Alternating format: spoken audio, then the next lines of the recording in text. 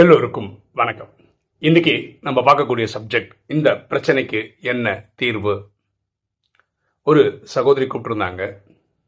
அவங்களுக்கு ஒரு peculiar problem. அது எப்படி அட்ரஸ் பண்ணுறோம் அப்படின்றது தான் இந்த வீடியோவோட நோக்கம். அவங்களுக்கு ஒரு பையன், கல்யாண வயசில் ஒரு பையன், அவருக்கு பொண்ணு பார்க்குறாங்க, கல்யாணம் பண்ணி வைக்கிறாங்க. ஒரு வருஷத்தில் அவங்களுக்கு ஒரு குழந்தையும் பிறகுது. இந்த பெண் இருக்காங்கல்ல, இந்த மருமகள் இருக்காங்கல்ல, அவங்களுடைய அப்பா சமீபத்தில் தவறிட்டாரு. இந்த பெண்ணுடைய நடவடிக்கை கொஞ்சம் அலாதியாக இருக்குது, டிஃப்ரெண்ட்டாக இருக்குது. இது இவங்க இப்போ தான் நோட்டீஸ் பண்ணுறாங்க. அதில் ஒன்று என்னென்னா, பொதுவாக கல்யாணம் ஆன பொண்ணு என்ன பண்ணணும்னா, புருஷனை கூட்டின்னு வேற ஒரு வீட்டுக்கு போயிடும் பொதுவாக. கரெக்டாக அது நிறைய பெண்கள் பண்ணுறாங்க. அப்போ இவங்களும் என்ன நினைக்கிறாங்கன்னா, பையனும் பொண்ணும், அதாவது மருமகளும் குழந்தையும் வேற ஒரு வீட்டில் இருக்கட்டும் அப்படின்னு அனுப்பி வைக்க இவங்க ட்ரை பண்ணுறாங்க. சொல்கிறாங்க, நீங்கள் வேறு வீட்டில் இருங்க அப்படின்னு சொல்கிறாங்க. அம்மாக்காரி அவங்களே சொல்கிறாங்க, இந்த சகோதரியே சொல்கிறாங்க. மருமக என்ன சொல்கிறாங்கன்னா, இல்லை நீங்கள் பெரியவங்க எங்கள் கூடயே இருக்கணும் அப்படின்றாங்க. இது ரொம்ப ஆச்சரியமாக இருக்குது இவங்களுக்கு, இப்படியும் இருக்குவாங்களா அப்படின்னு. அடுத்தது பார்த்தீங்கன்னா, இவங்க கணவர் இருக்கார் இல்லையா, அதாவது பையன் சாப்பிட உட்காரும்போது, ஆக்சுவலாக இந்த வீட்டில் சமையல்லாம் இந்த சகோதரி தான் பண்ணுறாங்க. மருமகள் குழந்தைய பார்த்துக்கிறாங்கன்னு வச்சுக்கோங்களேன். சமைச்சு வச்சா புருஷனுக்கு சாப்பாடு போடுவாங்கள்ல நிறைய வீட்டில், அந்த மாதிரிலாம் இந்த மாதிரி பண்ண மாட்டாங்க, மருமகள் பண்ண மாட்டாங்க. அப்போ இவங்க நினச்சா அந்த மாதிரி வீட்டில் வளர்ந்துட்டாங்க, அவங்க போட்டு சாப்பிட்டுக்கணும் போடுறது. அதனால் கணவரும் அது பெரிய விஷயமா எடுத்துக்கலாம். அவரே கணவரெலாம் போட்டு சாப்பிட்டுக்கிறாரு. இப்போ குழந்தைய என்ன பண்ணுறாங்கன்னா, தொட்டிலில் வச்சு ஆட்டுவாங்கல்ல தூங்க வைக்கிறதுக்கு. இந்த மாதிரி, அதாவது இந்த மருமகள் ஏனோதானோ எங்கேயோ பார்த்துக்கிட்டு இப்படி ஆட்டுவாங்க. அந்த குழந்தை போய் சிவரில் இடிக்கும், அப்புறம் ஓன் அழுவோம். இவங்களுக்கு எந்த ஒரு ரியாக்ஷன் இல்லாத மாதிரி இருக்காங்க. அப்போ தான் இவங்களுக்கு ஒரு டவுட் வருது, இந்த பொண்ணுக்கு ஏதாவது ப்ராப்ளம் இருக்கா அப்படின்னு செக் பண்ணுறதுக்காக டாக்டர்கிட்ட கூப்பிட்டு போய் பார்க்குறாங்க. மனநிலையில் கொஞ்சம் ப்ராப்ளம் இருக்குது. அதனால தான் இவங்களுக்கு எந்த ஒரு கமிட்மெண்ட்டோட இது இல்லை. அதாவது கணவருக்கு உணவு கொடுக்கணும்னா அது கொடுக்குறது, அந்த மாதிரி எண்ணங்கள் வர்றதில்லை. குழந்தைய பார்த்துக்கிறது கூட எங்கள் மாமியார் தான் அதிகமாக பார்த்துக்கணும். அவங்க வீட்டுக்கு போயிட்டாங்கன்னா அவங்க அம்மாவும், அவங்களுக்கு ஒரு தம்பி இருக்கு, அவங்களும் தான் பார்த்துக்கணும். இந்த மாதிரி தான் இருக்காங்களே தவிர இவங்க எதுக்கும் ஒரு பொறுப்பே இல்லாத மாதிரி இருக்காங்க. இது காரணம், இவங்க மென்டலி கொஞ்சம் டிஸ்டர்ப்டு. இவங்க என்ன பண்ணியிருக்காங்க, கொண்டு போய் கொஞ்ச நாள் அவங்க வீட்டில் விட்டுருக்காங்க, அம்மா வீட்டில். அதாவது மருமகளோட அம்மா வீட்டில் கொண்டு விட்டுருக்காங்க. அங்கே போய் வாட்ச் பண்ணும்போது தான் தெரியுது, அந்த பொண்ணோட அம்மாவுக்கு, அதாவது மாமியாருக்கே, அவங்களுக்கு மென்டலி கொஞ்சம் டிஸ்டர்ப்டு. தம்பின்னு ஒருத்தர் இருக்கான் பார்த்தீங்கன்னா, அவனும் கொஞ்சம் மென்டலி டிஸ்டர்ப்டு. ஃபேமிலியே கொஞ்சம் ப்ராப்ளம் இருக்குது. ஆனால் யாருமே மனநோயாளின்னு லெட்டர் எழுதி கொடுக்குற அளவுக்கு ப்ராப்ளம் கிடையாது. ஆனால் எல்லாரும் கொஞ்சம் கொஞ்சம் கொஞ்சம் ப்ராப்ளத்தோடு இருக்காங்க. அங்கே ஒழுங்காக இருந்தது அவங்க அப்பா தான், அவரும் தவறிட்டார். இவங்களுக்கு என்ன பிரச்சனை அப்படின்னு பார்த்தீங்கன்னா, இவங்கள எப்படி சரி பண்ணுறது அப்படி தான் எனக்கு ஃபோன் பண்ணாங்க.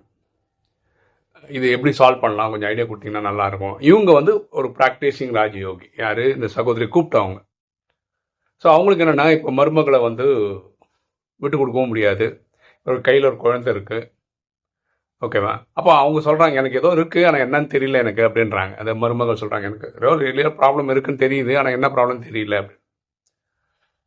அப்போ நான் இதெல்லாம் கதையெல்லாம் கேட்டுட்டு நான் புரிஞ்சுக்கிட்டதை வச்சு நான் அவங்களுக்கு 2-3 சஜஷன் சொன்னேன். ஒன்று, இவங்க ஒரு நல்ல டாக்டரை போய் பார்க்கணும். இந்த மனநிலைக்கு மருந்து சாப்பிடணும். இது ஒரு நாள் 2 நாளில் சரியான விஷயம் கிடையாது.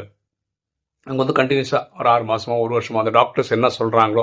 ஆனால் இது ஒரு நல்ல விஷயம் என்னென்னா, மனநிலை பாதிக்கப்பட்டிருக்குன்னு சொல்கிறோம் இல்லையா, இவங்க நடத்தையில் பார்க்கும்போது ஒரு 90% ஓகே தான் இருக்காங்கன்னு நினைக்கிறேன்.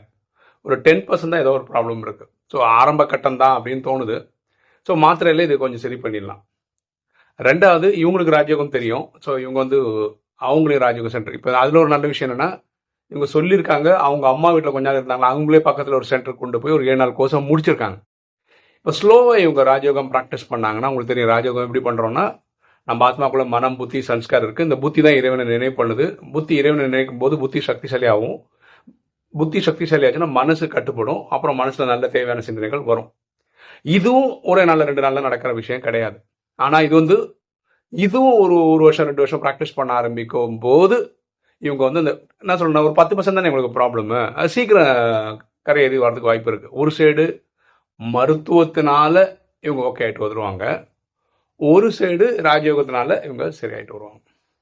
இதில் நிறைய நல்ல விஷயங்கள் என்னென்னா, இந்த அம்மா சகோதரின்றவங்க ராஜயோகம் ப்ராக்டிஸ் பண்ணுறவங்க, பொதுவாக என்ன பண்ணுவாங்க, வேறு வீட்டிலன்னா பொண்ணு வந்து மென்டலி டிஸ்டர்ப்டு, அதனால் நாங்கள் டிவோர்ஸ் பண்ணுறோம் அப்படின்னு பிரச்சனை பண்ண ஆரம்பிச்சிருவாங்க நிறைய குடும்பத்தில். இவங்க அப்படி இல்லை. இப்போ அவங்க அம்மா வீட்லேயே கொடுத்து ட்ரீட்மெண்ட் பண்ணுங்கன்னு சொன்னாலும் அவங்க அம்மாவுக்கும் ப்ராப்ளம், அவங்க தம்பிக்கும் ப்ராப்ளம் இருக்குது. இப்போ அவங்களே நோயாளி தான். அப்போ அவங்களால இனி ஒரு நோயாளி எப்படி சரி பண்ண முடியும்? அதனால அது வந்து நடக்கிற காரியம். ஸோ இவங்க நான் சொன்னேன், நீங்கள் ஓன் பண்ணிக்கோங்க. உங்கள் மருமக அவ்வளோதான், உங்கள் மகள் மாதிரி பார்த்துக்கோங்க. திடீர்னு கல்யாணம் ஆனதுக்கப்புறம் ஆயிடுச்சுன்னு நினச்சிக்கோங்க. ஸோ நம்ம தான் அதுக்கு ரெஸ்பான்சிபிலிட்டி எடுத்துக்கணும். ஸோ இதை வந்து வீட்டை விட்டு விரட்டி அனுப்புறது இதெல்லாம் வந்து சொல்யூஷன் கிடையாது. இதில் நல்ல விஷயம் என்னென்னா, ஒரு 50% ப்ராப்ளம் 70% ப்ராப்ளம் இருந்ததுன்னா மனநிலையில் ரொம்ப கஷ்டம் அது ரிகவர் பண்ணி கொண்டு வரது. இவங்க சொல்கிற கதையை பார்த்தோன்னா ஒரு 90% ஷீ இஸ் ஓகே, ஒரு 10% தான் ப்ராப்ளம். அதனால தான் இவங்களால 1 வருஷம் கல்யாணம் ஆகி குழந்தை பெற்று அதெல்லாம் ஆனதுக்கு அப்புறம் தான் இவங்களாலே கண்டுபிடிச்சிருக்க முடியுது அந்த பொண்ணுக்கு ஏதோ ப்ராப்ளம் இருக்கணும். அது வரைக்கும் அந்த பொண்ணு நார்மலாக தானே இருந்திருக்கு. இவங்களாலே கண்டுபிடிக்க முடியல. பொண்ணு பார்க்க போகும்போது இவங்களால கண்டுபிடிக்க முடியல. பொண்ணு பார்க்கும்போது அது ஒரு 1 hour எபிசோடு தானே, அதில் ஒரேடியாக இந்த மாதிரி எல்லா விஷயம் கண்டுபிடிக்க முடியுமானா முடியாது. அந்த மாதிரி பாருங்க, குடும்பத்தில் இருக்க எல்லாருக்குமே இந்த ப்ராப்ளம் இருந்திருக்குன்னு தெரியறதுக்கே உங்களுக்கு 1 வருஷம் 1.5 வருஷம் ஆயிருக்கு. ஓகே, இது நடந்துச்சு. So we have to accept it. சரியா, நம்ம இங்கேருந்து எடுத்துக்கிட்டு போகணும். பாருங்க, இதே தான் நம்ம சொல்கிறோம். இப்போ என் ஒய்ஃபுக்கு நான் சொல்கிறேன் பாருங்களேன். ஒய்ஃப் வந்து ஃபிசியோதெரபிஸ்ட்டு, நிறைய பேஷண்ட்ஸ்க்கு ட்ரீட்மெண்ட் பண்ணுறாங்க. அவங்க வந்து என்னது இந்த இதில் ஃப்ராக்சர்லாம் ஆயிடுச்சுன்னு வச்சுங்களேன், அந்த கையெல்லாம் கட்டி போட்டு வச்சோன்னா 1 மாதம் அப்படியே கை பிடிச்சிருந்தா வச்சுங்களேன், அது 1 மாதத்துக்கு அப்புறம் கட்டி பிடிச்சா கை விரிக்க முடியாது, ஒன்றும் பண்ண முடியாது. இவங்களுக்கு தான் இவங்க ட்ரீட்மெண்ட் தேவைப்படும். அந்த மாதிரி ஓகேவா. அப்படி இவங்க என்ன பண்ண, நிறைய பேஷண்ட்ஸ் அப்படியே தூக்கி நிற்க வச்சு நடக்க வச்சு எல்லாம் பண்ணிட்டே இருப்பாங்களா. இதனால இவங்களுக்கு பேக் ப்ராப்ளம் வந்தது. அந்த ப்ராப்ளம் வரும்போது என்ன ஆச்சுன்னா, ஒரு வாட்டி கீழே வந்துட்டாங்க. அதுக்கப்புறம் பார்த்தீங்கன்னா ஸ்பைனல் கார்டில் இன்ஜுரி ஆயிடுச்சு, அதனால நீங்கள் சர்ஜரி தான் பண்ணணும் அப்படின்னா சொல்கிறாங்க. சர்ஜரி பண்ணிங்கன்னா என்ன ஆகும்னா, ஸ்பைனல் கார்டில் ப்ராப்ளம் இருந்து பண்ணிங்கன்னா உங்களுக்கு பேராலிசிஸ் வந்துடும், ஒரு சைடு அப்படியே விழுந்துடும், படுத்த படிக்க ஆகிடக்கூடிய வாய்ப்புகள்லாம் இருக்குது. அப்படி ஒரு வாட்டி அவங்க படுத்த படிக்க இருந்தாங்க கொஞ்ச நாள். அப்போ நான் சொன்னேன், எனக்கு 3 குழந்தை இருக்குன்னு நான் நினச்சிக்கிறேன், உனக்கு சேர்த்து நான் எல்லாம் பார்த்துக்கிறேன். ஏன்னா நான் கல்யாணம் பண்ணிட்டு வந்துட்டேன், அப்போ நான் வாழ்க்கை ஃபுல்லாக வச்சு பார்க்கணும்ல. உடம்பு சரியில்லை, படுத்த படிக்க ஆகிட்டேன்னா ஒன்று அவங்க அம்மா வீட்டுக்கு, இது சரியான மெத்தடு கிடையாது. அதுக்கப்புறம் நமக்கு ராமேஸ்வரத்தில் ஒரு தம்பி இருக்காரு, அந்த தம்பி தான், அண்ணா நீங்கள் வந்துருங்க நாங்கள் ட்ரீட்மெண்ட் கொடுக்குறோம்னு சொல்லி அவங்க அவரோட செலவில் எனக்கு கூட்டிகிட்டு போயிட்டு ஒரு ட்ரீட்மெண்ட்லாம் பண்ணி ஒரு 45 நாளுக்கு ஒய்ஃப் வந்து ஃபுல்லாக உடம்பு ஃபுல்லாக பேண்டேஜ் சுற்றி ஒரு பொம்மை மாதிரி தான் இருந்தா. அந்த 45 நாளுக்கு அப்புறம் வந்து என்னாச்சுன்னா, இது வந்து ரீசெட் பண்ணி விட்டுருச்சு. இப்போ நல்லா இருக்காங்க, ஃபிசியோதெரபி ப்ராக்டிஸும் பண்ணிட்டு இருக்காங்க. ஓகேவா. நான் என்ன சொல்ல வரேன்னா, நம்ம ஒரு உறவில் வரும்போது, இப்போ கணவன் மனைவி என்ற உறவில் வரும்போது திடீர்னு தி அதர் பார்ட்னருக்கு வந்து ஏதாவது ஒரு உடல்நிலை ஆயிடுச்சுன்னு வச்சுக்கோங்களேன், உடனே வந்து நான் பேக் அடிக்கிறேன், என்னால் முடியாது, நான் நல்லா இருந்தால் உங்களை குடும்பம் நடத்துவேன், நல்லா இல்லைனா நான் விட்டுட்டு போயிடுவேன். இது வந்து சரியான மெத்தடு கிடையாது. இப்போ இவங்க வந்து திருமணம் பண்ணும்போது அந்த பொண்ணை பற்றி விசாரிச்சிருப்பாங்க, நிறைய ஹோம்ஒர்க்லாம் பண்ணியிருப்பாங்க. அதில் இவங்க கோட்டை விட்டது வந்து அந்த பொண்ணோட ஹெல்த்தை பற்றி கண்டுபிடிக்க முடியல இவங்களால். அது பரவாயில்ல, குடும்பம் நடத்தியே ஒரு 1-1.5 வருஷம் ஆயிடுச்சு. அப்போ தான் இவங்களுக்கு இந்த ப்ராப்ளமே தெரியவே வருது. அப்போ அங்கே போய் ஒரு 1/2 மணி நேரத்தில் 1 மணி நேரத்தில் கண்டே பிடிச்சிருக்க முடியாது. அப்போ வந்தாச்சு, மருமகளை ஆயாச்சு, குழந்தையும் இருக்கு. இப்போ இந்த ஸ்டேஜில் வந்து அவங்கள கை விட்டுறது வந்து கரெக்டாக இருக்காது. 2 விஷயம் தான் பண்ணணும். ஒன்று, ஹெல்த்துக்காக, அதாவது உடல் ரீதிக்காக நீங்கள் டாக்டர்கிட்ட போகணும், அவர் கொடுக்குற மருந்து சாப்பிட்ணும், அவர் எவ்வளோ நாள் சாப்பிட சொல்கிறாரோ அவ்வளோ நாள் சாப்பிட்ணும், விடாமல் சாப்பிட்ணும். ஒரு சைடு இவங்களுக்கே ராஜயோகம் தெரியும், இப்போ அவங்களும் ராஜயோகத்துக்கு போயிட்டு இருக்காங்க. அவங்க நினைவு பண்ணி ஆத்மாவில் சக்தி கிடச்சிச்சுன்னா சீக்கிரம் மீண்டு வந்துடுவாங்க. இதுதான் இதுக்கான சொல்யூஷன் அப்படின்னு நான் சொல்லியிருக்கேன். வீடியோ பார்க்குற நீங்கள் இந்த சகோதரிக்கு வேறு என்ன சொல்யூஷன் கொடுக்கலாம்னு நினைக்கிறீங்க, அதை கமெண்ட் செக்ஷனில் போட்டிங்கன்னா நல்லாயிருக்கும்.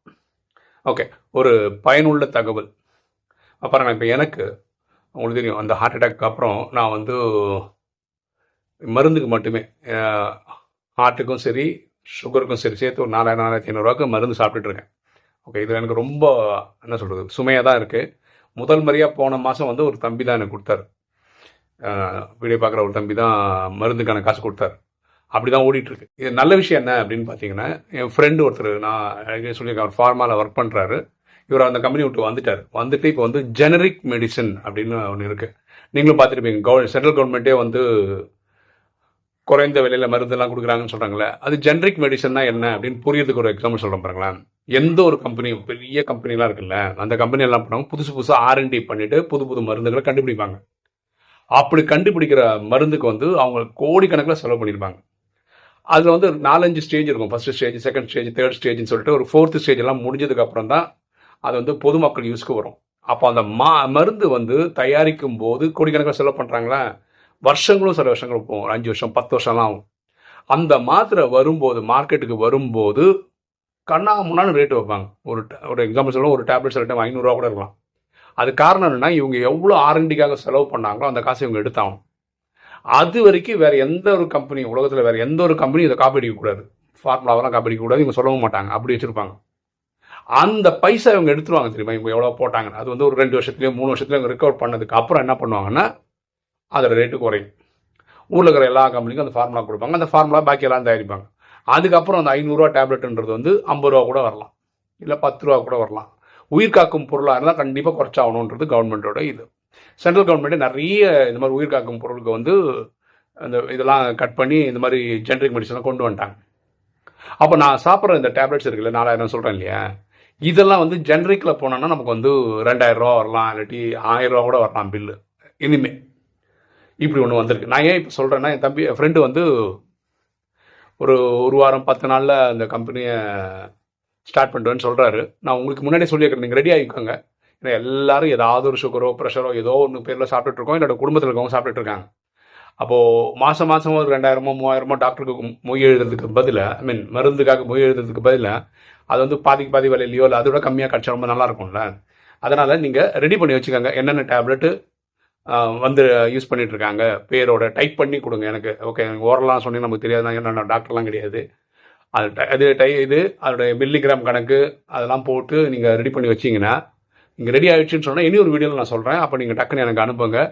அது ஆன்லைனில் தான் நீங்கள் பண்ணுவீங்க. நீங்கள் எந்த ஊரில் இருந்தாலும், இந்தியாவில் எங்கே இருந்தாலும் சரி, நீங்கள் வந்து ஆன்லைன்லேயே உங்களுக்கு அந்த பொருள் வந்துடும்.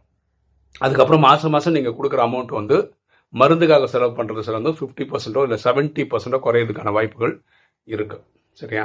ஸோ அது நான் முன்னாடியே சொல்கிறேன்னா, நீங்கள் ரெடியாக எடுத்துக்கோங்க, ஒரு ரெடி பண்ணி வச்சுக்கோங்க, ஒரு எக்ஸல் ஷீட்டில் வாட்ஸ்அப்பில் எல்லாம் அடித்து வச்சுக்கோங்க, டைப் பண்ணி வச்சுக்கோங்க, இல்லை ஒரு பிரிண்ட் அவுட் எடுத்து வச்சுக்கோங்க, ரெடியாக இருங்க. நான் சொன்னோடனே பண்ணிக்கோங்க, அதுக்கப்புறம் உங்களுக்கு யூஸ்ஃபுல்லாக இருக்கும். ஓகே, இன்றைக்கி வீடியோ உங்களுக்கு பிடிச்சிருக்குன்னு நினைக்கிறேன். லைக் பண்ணுங்கள், சப்ஸ்கிரைப் பண்ணுங்கள், ஃப்ரெண்ட்ஸ் சொல்லுங்கள், ஷேர் பண்ணுங்கள், கமெண்ட்ஸ் போடுங்க. தேங்க்யூ.